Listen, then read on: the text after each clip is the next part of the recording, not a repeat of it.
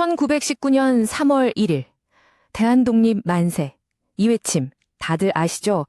그런데 이 함성이 터져나오기까지 그 배경에는 어떤 이야기들이 숨어 있을까요? 오늘 바로 그날의 이야기를 한번 깊이 들여다보겠습니다. 오늘 우리가 함께 나눌 이야기는요, 아주 특별한 분의 연구에서 가져왔습니다. 바로 황재진 목사님이신데요.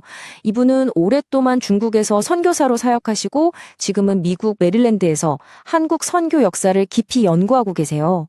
목사님의 저서 중에 기억하고 살아가라 52주 선교 묵상이라는 책이 있는데 여기서 매주 의미 있는 역사 이야기를 다루거든요.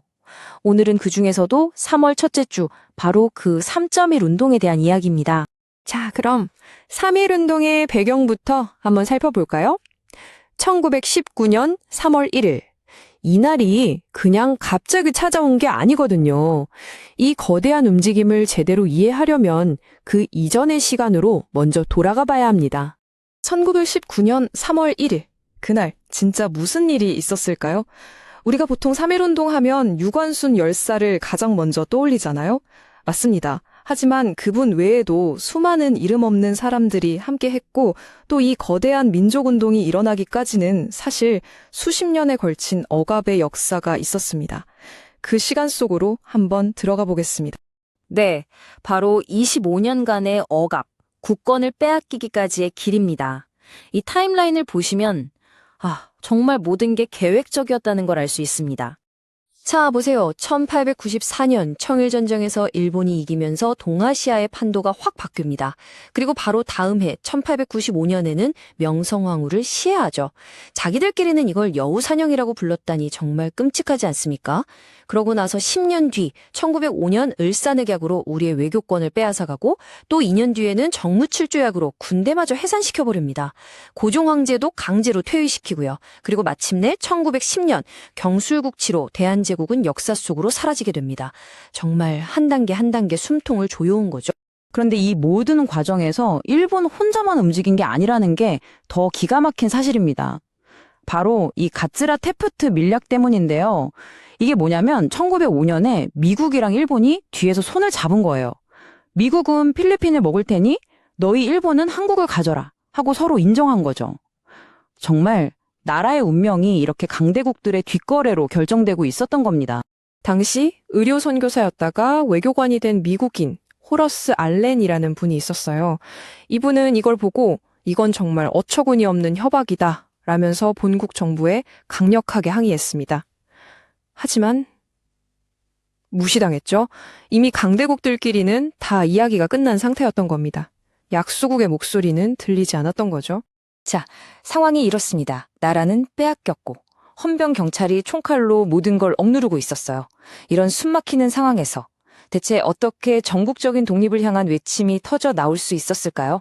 마치 마른 장작에 불을 붙이듯 두 가지의 결정적인 계기가 있었습니다. 하나는 국제적인 분위기였어요. 당시 미국 윌슨 대통령이 민족 자결주의라는 걸 선포합니다. 모든 민족은 스스로의 운명을 결정할 권리가 있다. 이 소식이 우리 민족에게는 엄청난 희망의 메시지로 다가왔죠. 그리고 바로 그 무렵 국내에서는 1919년 1월에 고종 황제께서 갑자기 돌아가십니다. 그런데 이게 그냥 돌아가신 게 아니라 일본에 의해 독살되었다는 소문이 삽시간에 퍼져나갔어요. 온 국민의 슬픔과 분노가 폭발 직전까지 이른 거죠. 그래서 우리 민족 지도자들이 정말 기가 막힌 계획을 세웁니다. 고종 황제의 장례식 날짜에 맞춰서 거사를 일으키기로 한 거예요. 왜냐? 장례식에는 전국에서 사람들이 모여들 테고 일본도 이걸 막을 명분이 없잖아요? 바로 그날을 D-Day로 잡은 겁니다. 정말 치밀하고 전략적인 판단이었죠. 자, 여기서 아주 의미심장한 숫자가 하나 등장합니다. 바로 16인데요. 이 숫자가 대체 뭘 의미할까요? 바로 독립선언서에 서명한 민족대표 33인. 그중에 무려 16명이 기독교인이었다는 사실입니다. 길선주 목사님, 이승훈 장로님 같은 분들이죠. 거의 절반에 가까운 숫자예요. 이건 당시 기독교 공동체가 이 3.1운동에서 얼마나 중요한 그야말로 핵심적인 역할을 했는지를 보여주는 정말 놀라운 대목입니다. 이건 우리가 꼭 기억해야 합니다. 그리고 이 독립을 향한 외침이 한반도 안에서만 메아리 친 게 아니었습니다. 이 목소리를 전 세계에 알린 사람들이 있었거든요. 바로 선교사들이었습니다. 예를 들어 호머 헐버트 선교사 같은 분은요, 직접 대한제국 대표단과 함께 네덜란드 헤이그에서 열린 만국 평화회의까지 찾아가서 일본의 만행을 고발했습니다. 또 윌리엄 린튼 선교사는 미국 애틀란타에서 열린 선교대회에서 연설을 했어요. 일본이 얼마나 잔혹하게 한국인들을 탄압하는지, 그리고 한국인들이 얼마나 간절히 독립을 원하는지를 전 세계에 알린 거죠. 이분들이야말로 우리의 목소리를 대신 전해준 고마운 증인들이었습니다. 그래서 우리는 왜 이 역사를 기억해야 할까요?